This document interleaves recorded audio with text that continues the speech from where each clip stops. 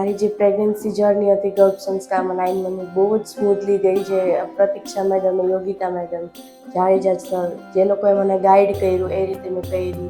અત્યારે મારું baby 4 months complete થઈ ગયા છે, પણ મને એની બધી જ જે મેં કર્યું છે, જે એક્ટિવિટી કરી છે, બધું જ એનામાં જોવા મળ્યું છે.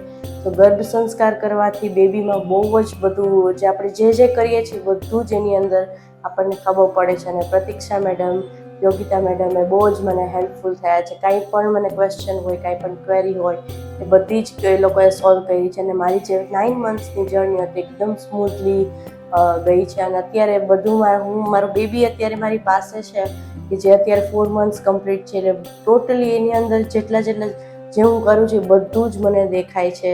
એના જે ગર્ભ સંસ્કારની જે બધી એક્ટિવિટીની બધું હોય છે બહુ જ બધું ફાઇન હોય છે.